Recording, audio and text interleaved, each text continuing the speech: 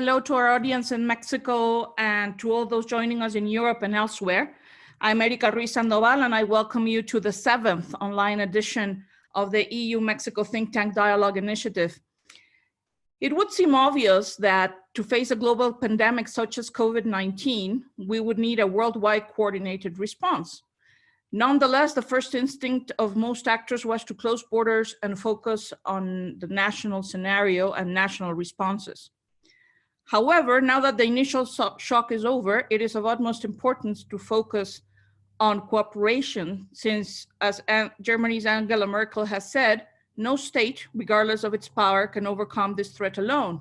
In that sense, the COVID-19 crisis could be a golden opportunity to strengthen coordination mechanisms, global governance, and financing to truly leave no one behind. However, yesterday we saw Donald Trump's letter to the WHO, which does not seem to harbinger such a state of things. That doesn't mean it's going to be impossible, but that it's going to take a lot more work from the rest. At the United Nations, Mexico has been an active multilateral player. In late March, Mexico introduced a draft resolution on international cooperation to ensure global access to all drugs, vaccines, and medical equipment needed to combat the COVID-19 pandemic. 179 countries voted in favor of the initiative at the General Assembly and supported further collective action to respond to the crisis. The European Union is leading the response to this global emergency by taking comprehensive and decisive action. Together with the member state, the EU is adapting its priorities and programs with partner countries to address the crisis, but a lot of confrontation is going on among member states to define the recovery fund and its conditions, as well as the next 7-year budget. The EU is mobilizing more than 15.6 billion euros to enhance healthcare measures, step up testing and research, and develop a vaccine, provide crucial support to governments for the delivery of essential social services, and provide loan guarantees to boost economic activity and safeguard livelihoods, and implement regional approaches developed to tailor needs in the different areas of the world. Furthermore, the EU and its partners hosted a worldwide pledging marathon on May 4th. In a few hours, the participating partners, including Mexico, collectively pledged 7.4 billion euros in initial funding for diagnostics, treatments, and vaccines. These actions allow for some optimism in the midst of the current grim global scenario and point to the need that the COVID-19 crisis is seen as an opportunity to promote the 2030 agenda and to step up international cooperation. This can also be an opportunity for the European Union and Mexico to emphasize the importance of multilateral platforms with a strong health focus. To better understand what are the initial challenges to international cooperation understood as all types of international cooperation and all its modalities, that whether it's bilateral, trilateral, multilateral, south-south, north-south, south-north, all of the types. We will talk with Stephen Blockmans, head of the Europe in the World and EU Institutions Programs at the Center for European Policy Studies. Élodie Brun, professor, researcher, and academic coordinator at the Center for International Studies of El Colegio de México. Nicole Koenig, deputy director at the Jacques Delors Center.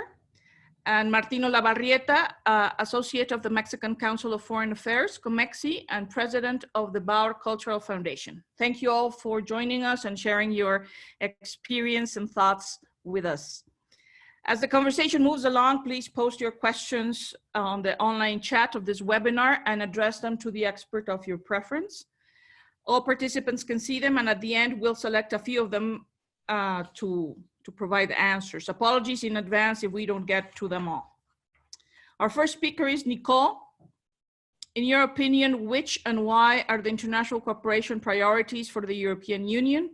How have these been affected by the COVID-19 crisis? You have 5 minutes, Nicole.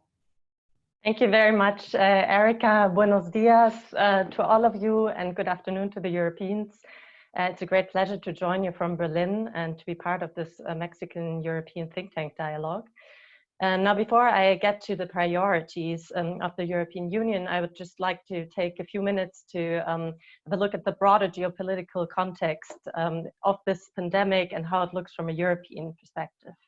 Now, as some of you will know, last year we had a new leadership in Brussels, and the new leadership started with this promise that it will shape a geopolitical commission, a geopolitical EU, and also that it will speak the language of power. And I think the pandemic and the responses that we have seen have actually accelerated some of the global trends that have led to this positioning. I just want to mention the two central ones. And I think the first one is that the great power competition between the US and China has been lifted to the next level. We have seen this global battle of narratives, as Borrell has called it, with both sides blaming each other for being at the origin of the pandemic or for failing to contain it.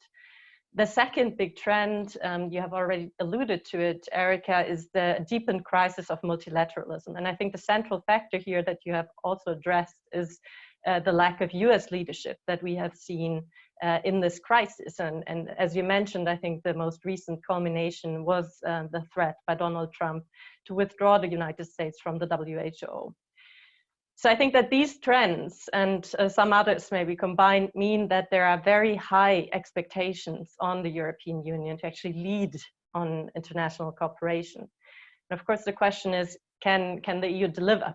And I think at the moment, if you look at the European debate, you really see two different perspectives. You see a rather pessimistic perspective, which states that an EU struggling with the political and economic backlash of this crisis will turn inwards for a while, will get stuck in this introspective self-examination. There are links being made to the time after the financial crisis, but of course adding that this time the economic implications will be tougher. But there's also the optimistic scenario, which is that the EU, maybe because of out of enlightened self-interest, will put itself in the lead internationally and would fill this international leadership gap that we are seeing. And as we are trying to be more on the optimistic side, I think we can also see that there have been some positive steps. And I think you've already mentioned some key ones, Érika. The first one was, or just going to briefly tackle three priorities that we have seen in the past months. The first was the development response. So you mentioned the EU launched the Team Europe aid package of up to 20 billion to help countries tackle the health and economic consequences of the crisis. But here, of course, there have already been some questions as to how much fresh money is really in this package, how much of it is reallocated, and of course, the bigger question, will it be enough? Now, if we look, for example, at the longer term implications for Africa, there can be some question marks. And then there are also some longer term questions whether Europeans will resist the temptation to cut development budgets in the years to come. And I think there will be also next big test coming up is the negotiations on the multi-annual financial framework 21 to 27 to see whether the development envelope will actually be raised, whether it will stay stable, whether it will be cut. The second priority is, of course, the search for a vaccine. You mentioned the EU's pledging conference raising 7.4 billion. Accompanied always with this clear message that this should be a common public good. And I think it's good news that the Chinese yesterday also chimed in on that. But of course, we will still have questions of practical feasibility, questions, what does that mean for intellectual property rights? And also what happens if the US wins the race for the vaccine. The third priority is, in light of this crisis of multilateralism, is the support for multilateral responses. The EU has defended the WHO against the attacks of the Americans, both financially and politically, and now managed to bring in this resolution and to also bring China and the US on board for the resolution in the World Health Assembly for an independent inquiry into the WHO's response. Again, I think it's good news, and we will see what happens. So just because I guess my time is probably running up, to sum up, I think we have seen some promising signs that the EU is actually willing to take this responsibility and to lead on international cooperation, but still we are only seeing the first steps. There are still some open questions, and I think there is still a danger that the EU turns inward, struggles with its own response, and particularly if we face a second wave and autumn. So that's a big question mark. Thank you so much, Nicole. Martín, Mexico has been graduated as a recipient of official development assistance. However, as many other middle-income countries, COVID-19 has affected deeply vulnerable populations who live in poverty, and it has revealed the fragility of our healthcare system. How can Mexico play a role in international cooperation in the current crisis? How can Mexico use the CELAC presidency, pro tempore presidency, to contribute to strengthening cooperation and the bi-regional political dialogue with the European Union? You have 5 minutes. Thank you very much, Érika, and good morning to everybody. It's a pleasure to meet you, to the panel. Again, Nicole, Stephen, Élodie, and Érika, and the participants in this conference, the future of international cooperation after COVID-19. I would like to thank to Edna Vicencio for the invitation to participate in this webinar, and also I congratulate the European Union and Mexico think tank for the initiative of this interactive dialogue. In this intervention, I tell you that according to the guideline established by the Organized, as said Érika, I will address the issue of the 2030 Agenda for Sustainable Development and its importance for international cooperation and the strengthening of multilateral organization. To do this, I have divided this presentation in three practical points, mentioning that in the end, I will formulate a clear proposal, a simple action, and a possible result. So the first point is, as is known, in 2015, the final document entitled Transforming Our World, the 2030 Agenda for Sustainable Development, was adopted by the members state of the United Nations, which contained the 70 Sustainable Development Goals, the CDGs, which has proposed to achieve them in the next 10 years. The 2030 Agenda, in the context in which we're living now, means that it's a global agreement that we all have in favor of the people, the planet, and prosperity. It is our roadmap. We will define goals and indicators, and is our plan of action for this decade. The 2030 Agenda and the 17 Sustainable Development Goals as a single document have the character of the state commitment and is therefore binding on all actors and stakeholders participating in this agenda. In these times of COVID-19 and the future of the necessary international cooperation, the demand is crucial to provide spaces and mechanisms that strengthen them and link and promote participation, work, and vital collaboration about all the actors. And I refer to the governments, the private sector, the civil society, academics, the scientists, vulnerable groups, and United Nations system, as well as the stakeholders, the youth, the women, the unions, among others, to ensure that no one left behind. The second point is a conceptual. Therefore, it arises from the following question. How should we face reality in order to adjust to it?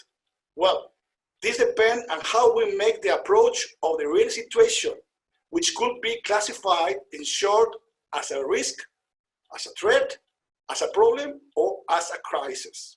However, the 17 SDGs could coincide with any of described classification. If 17 world crises accumulate, plus other crises such as political, economics, values, among other, therefore a civilization crisis to generate. Therefore, in this case, it could be inferred that the 2030 agenda is a civilizing agenda that will allow to advance no more than ever in achieving the 70 SDGs for which participation and commitment of all the countries that signed this agreement since 2015. Okay, thank you so much, Martín. Stephen, after seeing the initial reaction of EU member states, what role is the European Union capable of playing in the field of international cooperation during and after this crisis? Will the EU remain as the leading donor of official development assistance? We know it's too early to tell, but is there some talk about readjusting perspectives now that some of the EU's partners, such as Mexico, will be deeply affected by the COVID-19 aftershocks? You have 5 minutes. Thanks, Érika, and thanks also to the EU delegation and the Public Diplomacy Project for re-inviting me to a webinar of this kind. Well, I mean, your questions are very easy, of course, to answer because they are entirely speculative. There's no way of knowing just yet. I mean, I guess the overriding question here is the one that you posed in your introductory remarks. Will the COVID-19 crisis trigger even worse crises, be they economic, social, or environmental? And will they be, in your words, the golden opportunity to look at important topics with fresh eyes and new thinking? I think maybe linking up to what Nicole and Martín have already mentioned, I'd like to consider three dynamics. One, the pandemic has altered the context for regional cooperation in areas of less developed countries, so Africa, poorer parts of Asia, while at the same time those main underlying issues for their lesser development remain valid. And so this will have an impact on the future of the EU's international cooperation, whether that's development or other. Second, the European Commission's increasingly geopolitical drive that Nicole alluded to risks colliding with what is called here in the media coro-nationalism of populist, right-wing led governments and member states who have a desire to politicize EU aid for their own purposes. And the third dynamic, I think, that will be a determinant for answering your questions is the recession inside the European Union, which of course will not affect only Europeans, but also citizens of less developed countries, especially in the neighboring MENA region and Africa, who, by the way, in many cases have started to suffer the economic consequences of the corona crisis even before being hit by the health effects of it. So against this backdrop, and linking back to your questions, how will the new proposal for the next 7-year budget, which is expected to be tabled in the next few days, relate to these dynamics? Will there be more or less ODA funding available? Should we expect more focus on curbing migration flows, perhaps, and therefore foresee a shift in the EU's external solidarity towards southern neighborhoods and Africa primarily? I think the answer is yes on those questions. Second, how does the EU agenda relate to that of the US and of China regarding support for less developing countries in post-corona times? Is the EU likely to be as lenient or even more lenient than other players, China in particular, in terms of debt relief? I would think so. And thirdly, how do third countries perceive foreign aid at this stage? Should the EU adapt perhaps its interests and incentives to mainly its African counterparts? I think here too the answer is yes.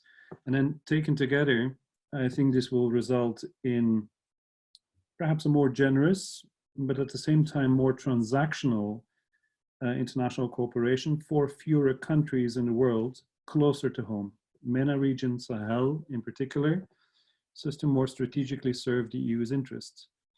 And to make two final comments still in this respect, and also to zoom in where the EU and Mexico and Latin America more broadly could cooperate in multilateral context, is I think as we see the ongoing health emergency and predictions about an L-shaped recession and a decade-long depression,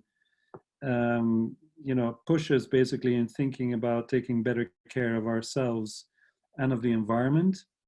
I think we have to cooperate together through, the commitments we've made through a global agreement bilaterally, or through, a multilateral alliance such as the one that France and Germany set up in April 2019, to look with greater ambition to strategies to make value chains greener and more sustainable, and to work with the WHO on its One Health approach, to connect humans, animals, plants, and the environment to prevent these diseases from spilling over to humans. I think that also connects to the SDGs in a way that Martín has already talked to. So I'll end there, but I'll be happy to discuss more in detail EU-Mexico cooperation in the second round or as part of the Q&A. Thanks. Thank you so much, Stephen. Élodie, what role is there for Latin American South-South cooperation with this scenario? Will COVID-19 weaken the current trends of cooperation, or will they emerge strengthened after this crisis? You have 5 minutes. Okay, thank you, Érika. Good morning and good afternoon to everyone. South-South cooperation has been recognized as an important dimension to reach the 2030 agenda, as Martín says. So first of all, I think it is important to think about what we mean by South-South cooperation, as there is no consensus on the definition. So if we adopt a broad definition, then concessionary credits and exports of services that are not free are included. And that gives us a more optimistic view of the situation, as it allows us to include more activities that are occurring now. Latin American and Caribbean countries are both recipients and donors. And here I will focus on the second dimension. I expect that South-South cooperation from Latin America will continue to decrease in the wake of COVID-19. Indeed, this downward trend started before the current crisis because of the political and economic problems in Brazil and Venezuela. These two countries have been the two most important partners in the region regarding development cooperation over the last 2 decades. In Venezuela, the economic crisis impedes the government to keep on its cooperation projects, including those with Cuba, that is its main partner. In Brazil, since the impeachment of Dilma Rousseff, South-South cooperation lost priority for the government, and the Bolsonaro administration even adopted reluctant positions regarding the Global South. Mexico is one case whose South-South cooperation may be directly affected by the expected economic recession. We can ask ourselves whether initiatives such as the Yucatan Fund to finance infrastructure projects in Central America and the Caribbean will survive. However, the amount of South-South cooperation has always been much less significant than traditional aid from northern states or other northern actors in the region. For example, at its highest level, the Brazilian cooperation reached $4.5 billion in 2010, including financial activities. It is much less than the 30 billion spent by the US the same year, or the almost 13 billion spent by France, Germany, and the United Kingdom. But I think that the main contribution of South-South cooperation has to do with techniques, ideas, and political aspirations of developing countries. From this perspective, South-South cooperation may be helpful to respond to COVID-19. For instance, we know that Cuban doctors are better prepared to work in poor and challenging places than their Western counterparts. And besides Italy, Latin American countries such as Argentina, Honduras, Mexico, and even Brazil have asked the Cuban government for help recently.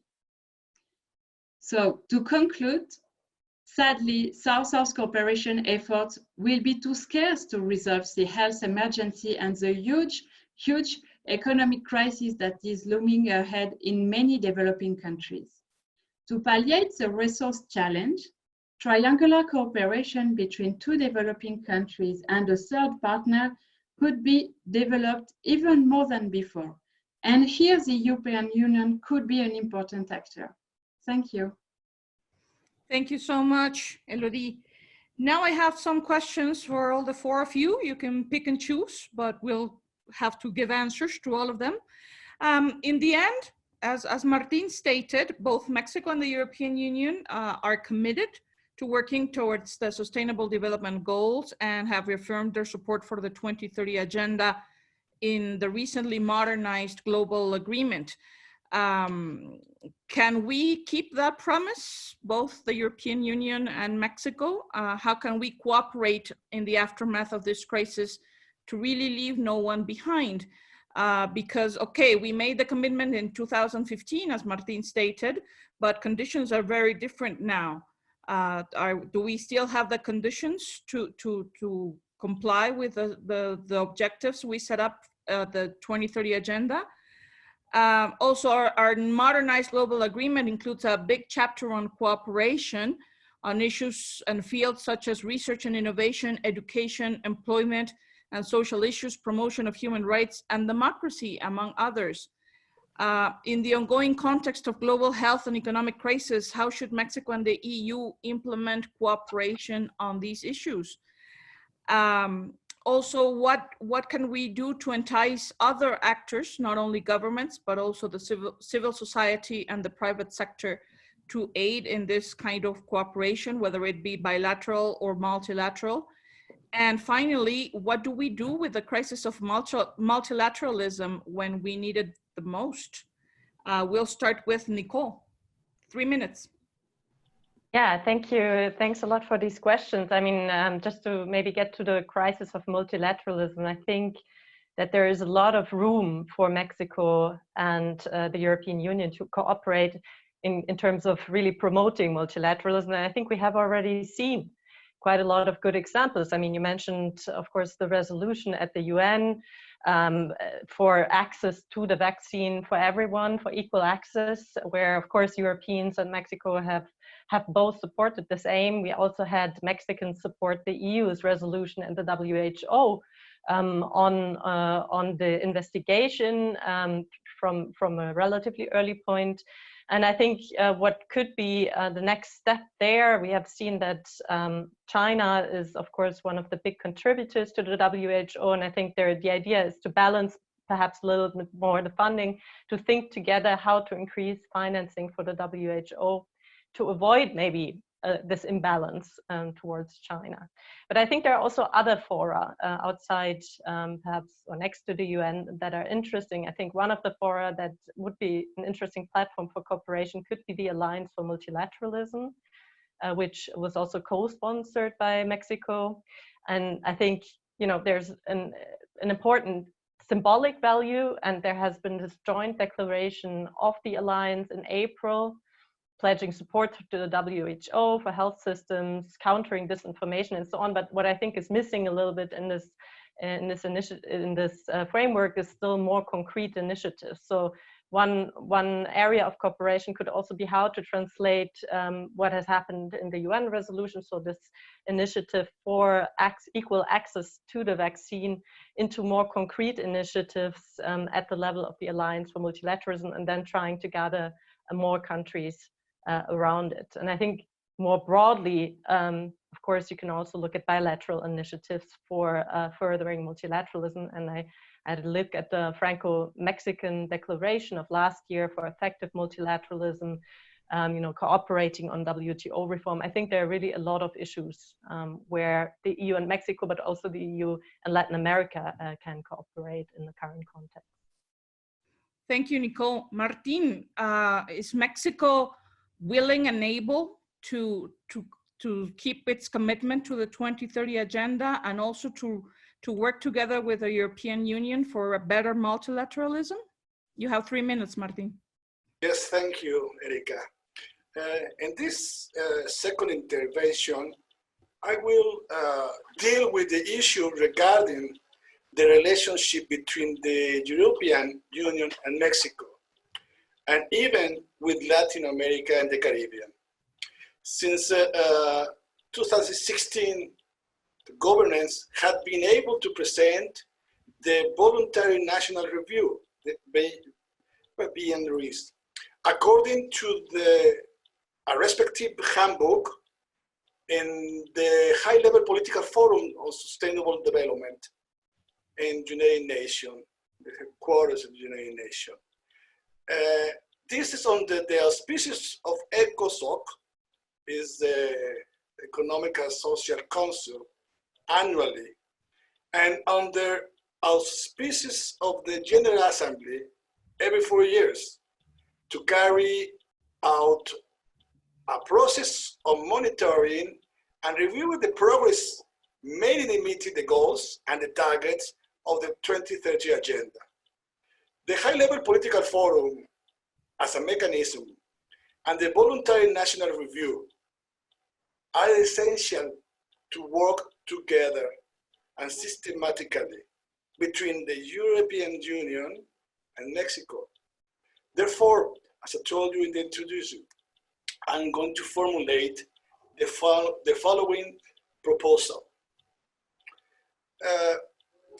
That a mechanism for participation and interaction be established between the European Union and Mexico, together with the actor and stakeholder, always in each country, so that through the national voluntary review of each country, I said, experiences, good practices, and information are exchanged in order to know us and recognize ourselves better. In this time of the pandemic, it's better to recognize ourselves and to see to the other what's really happened, what they need. The action, the simple action, is to study the creation of a multilateral commission of the through designed official who indicate the viability of this proposal. And I'm going to finish with a possible result with this approximation of the parties, and a thematic agenda may be set to formulate a program with a common objective and strategies that allow achieving the proposal goals according to the indicators that are presented to build the future of international cooperation after COVID-19. Thank you so much, Martín. Stephen, I understand the need for the European Union to take care of its neighborhood, of the MENA region and Africa, of course, but many have said that it will be impossible to achieve the 2030 agenda objectives if Latin America and the European Union don't work together, given the weight of both regions in the world. Do you think the European Union will have the will and the capacity to continue working with Latin America after COVID-19, not only for the sake of the pandemic, but also for the other challenges such as climate change? Yeah, I firmly believe so. I mean, I alluded to this already in my first opening remarks, and I fully agree with what Nicole and also Martín have said on those issues. In fact, I mean, the EU will be forced, to look out more for like-minded countries around the world in order to advance its own interests and to protect, of course, its own climate and future health of its citizens.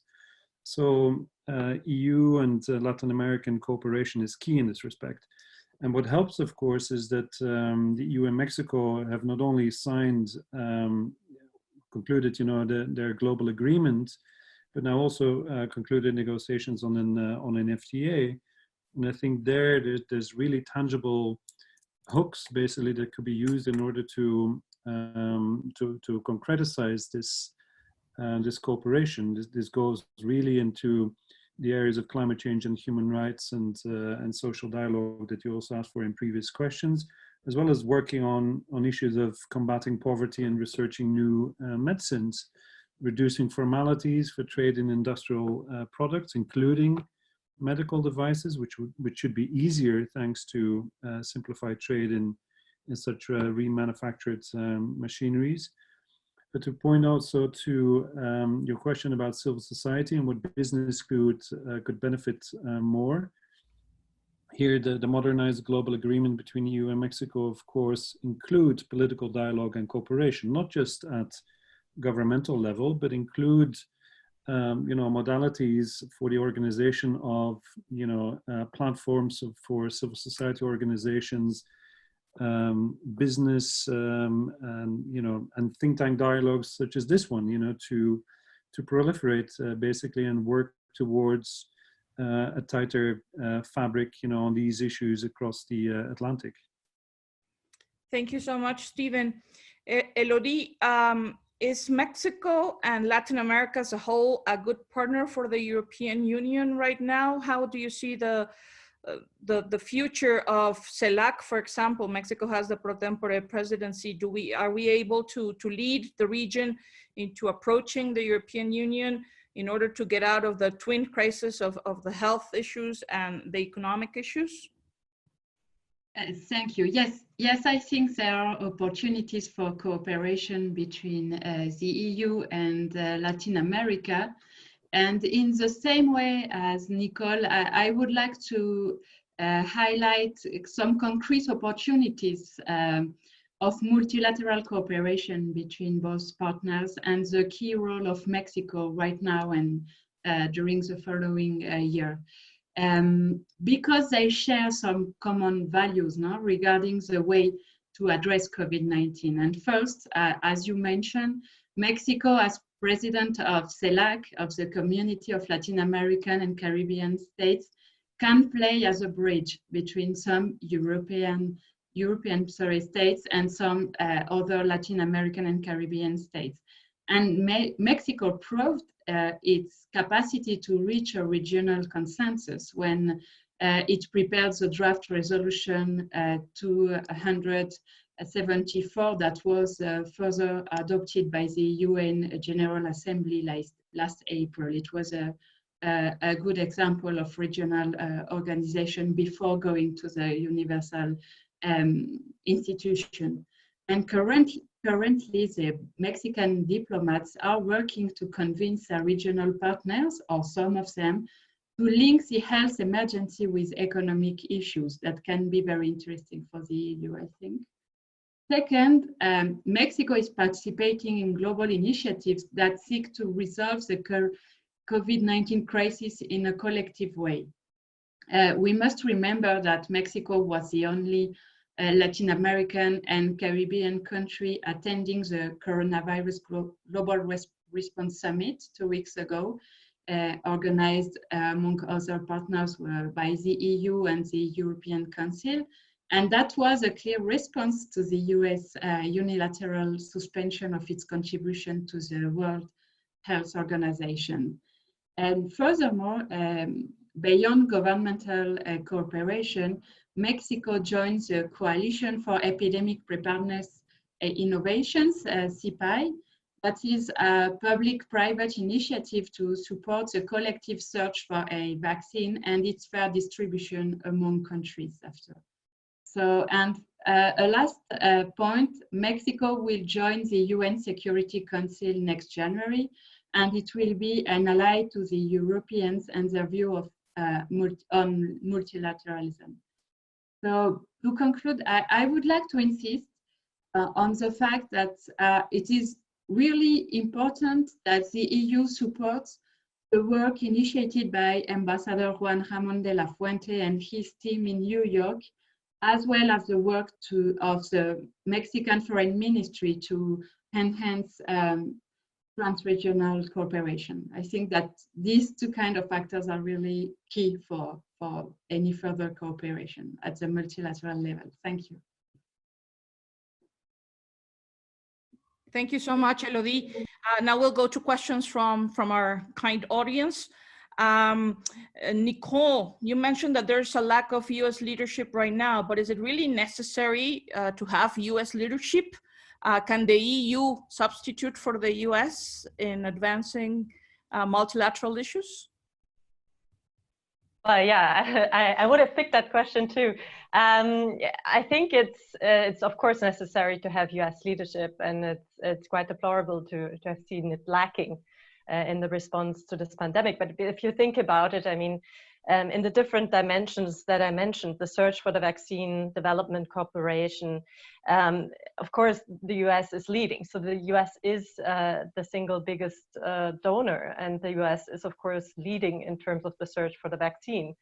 And I think it would definitely be a very good sign if, for example, the US joined the call that this vaccine should be a global common good. So the US, I think the EU can of course try to bring the US on board in several initiatives, and I think this is a little bit what we have seen now with this resolution on in the WHO, in the World Health Assembly, that we had a proposal, and the Chinese and the US were for a relatively long time not so keen to join. And eventually they also agreed to the proposal to this inquiry into the coronavirus response. So I think the EU can or should also try to bring the US on board in multilateral initiatives. But I don't think, given the political and the economic weight of the US, the EU leadership is very necessary, but it cannot fully compensate for an absence of US leadership. And I think one point, of course, to watch out is the election this year, because I think a lot of these policies, this America First approach to the pandemic that we have seen are, of course, tied to the president. And if we have a different president, then we might see a return to multilateralism. So that would make things much easier. Okay. Another question now for Stephen. What are your thoughts regarding the democratic crisis that is taking place in Eastern Europe, particularly in Hungary? Do you think the far right will gain strength within the European Union because of everything that is being triggered by COVID-19? I'd be careful not to single out Hungary, but in fact, you know, approach this as a wider problem, which of course has its most sharpest expression in Hungary and Poland, but in fact, you know, ruminates across the European Union in different ways, as governments, either caretaker governments or coalition governments elsewhere, have been imbued with emergency powers, you know, to rule by decree, and the extension of which, of course, is to a certain extent liable to democratic oversight by parliaments, but where even in countries like the Netherlands, you know, Parliament is able to, the government is able to steer a discussion on debates that they would like to have, rather than, you know, opposition parties represented in Parliament. But on Hungary, of course, and the you know, the move towards the right, this is a slow burning crisis which is eroding a lot of trust and solidarity within the European Union, and which will remain with us for a number of years, at least as long as those you know, populist leaders, right-wing leaders remain in power and cannot be removed through, you know, means at the disposal of the European Union. There, it is simply not equipped, you know, to deal with those types of issues. In the meantime, I think that type of politics will, of course, determine the healthcare response, public health response that the European Union can offer.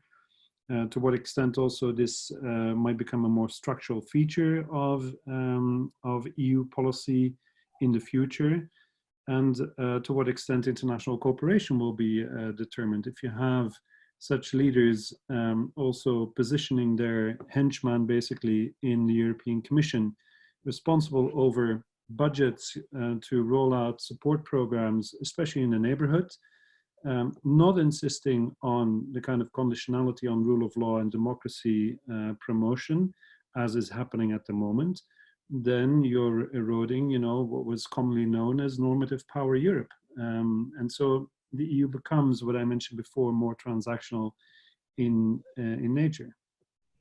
Thank you, Stephen. Martín, COVID-19 will deepen the inequality in the world, and we've already seen that happening. That means that countries that pledged through the 2030 Agenda in 2015 will be in different conditions. Do you think we need to revise the 2030 Agenda after this crisis, or can we stick to the goals we stated back in 2015? Érika, as I told you to the participants, now it's more important to continue with the things and agreements that we had. It's too important that we understand that this COVID pandemic obviously make like an earthquake, but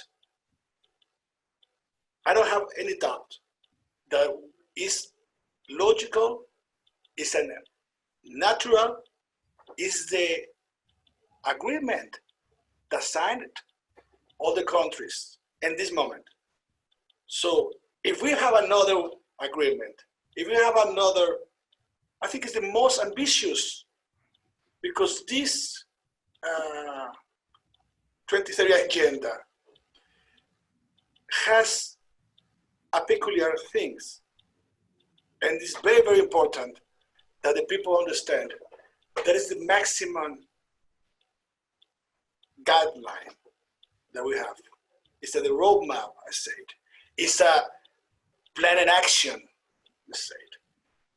Now we must continue in this decade to the 2030 agenda. There is no another.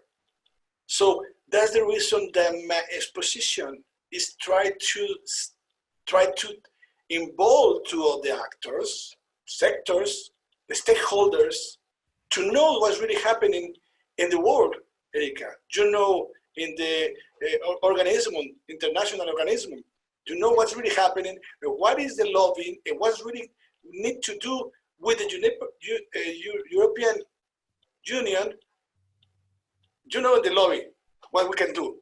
So America Latina and Caribbean must work together in this, because we have the same problems. We have the same problems. So that's the reason that my idea that like a reflection, just like a reflection, that we proposal, plan, action, and as a result, we don't know, we have to work in that way.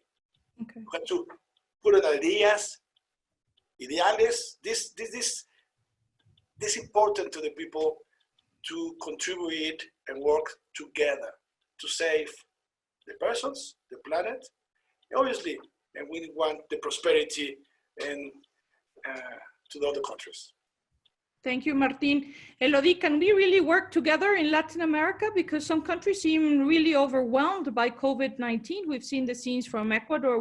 We're seeing the numbers in Brazil, and we see that there are different approaches to the pandemic and different approaches to how to restart the economies after this. Can we really get to a consensus in Latin America to be a better world partner in that sense? Well, it will be a partial consensus. Unanimity in Latin America and the Caribbean is always impossible. So that won't be a novelty with COVID-19, you know. But I think there are some space for cooperation because there is a great diversity in the region. And this diversity is not only going against multilateralism. And I think that a majority of countries and current governments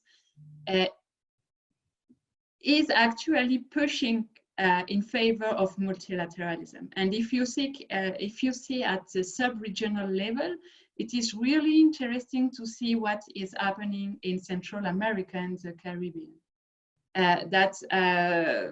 Where regional institutions have taken initiatives really earlier than states, even earlier than their member states to give some recommendations.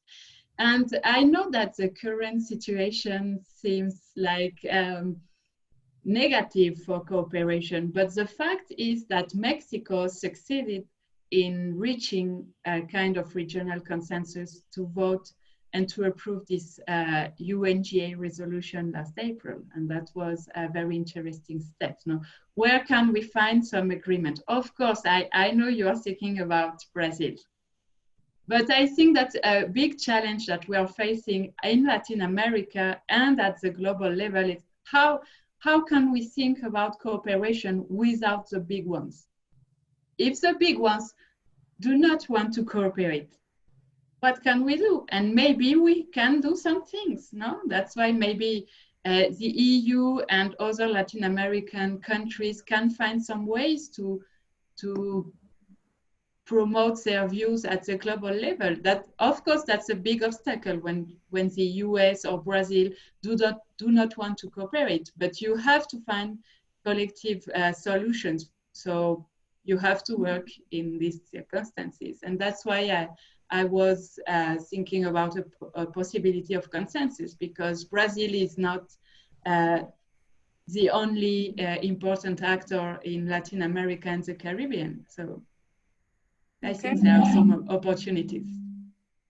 Stephen, some of our audience members are doubting the existence of the European Union after COVID-19. Will it emerge stronger or weaker after this crisis? Well, they say that the European Union is forged in crisis.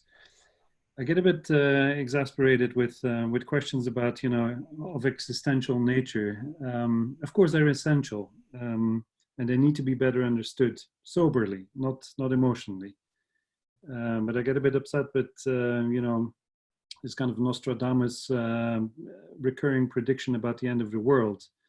It's always about to happen for reasons, newly revised, but never happens. I mean, could it be for the European Union? I think, we should pitch our understanding of the European Union at a different level than that of states. China has been around for a long time, and the US as well. No one questions their existence.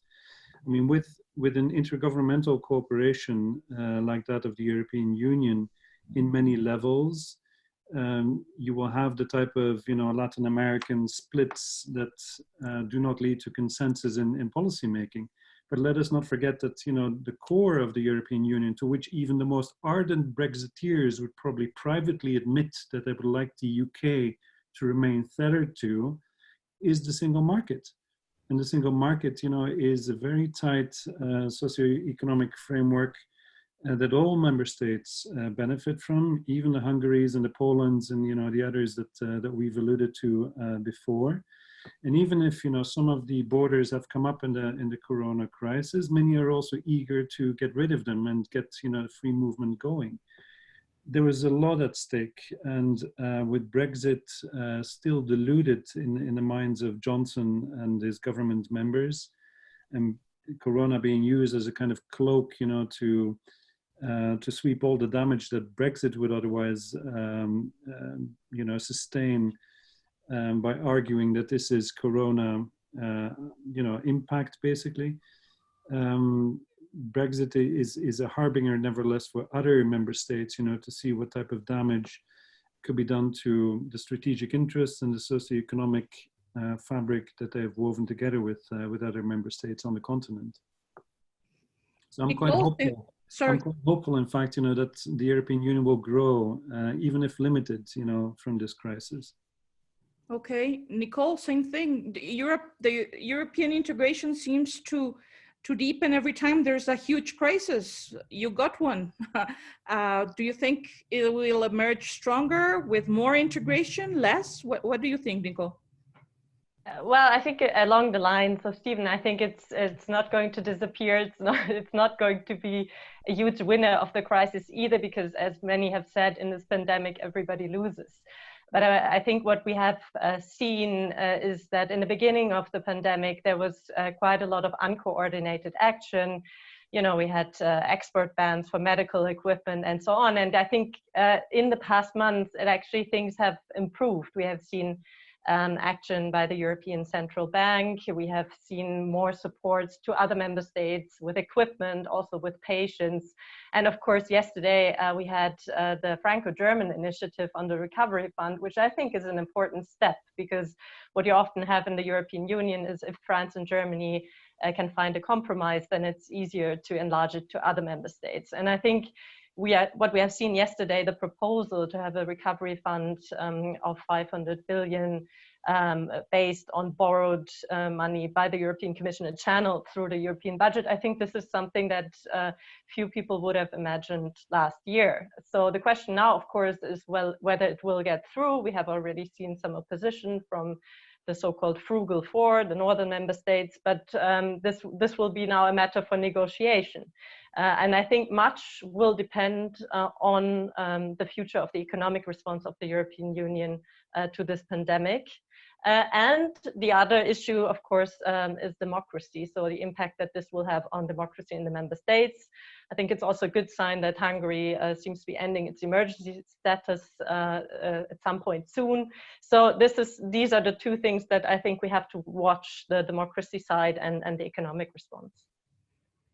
Well, same scenario for Latin America, Élodie.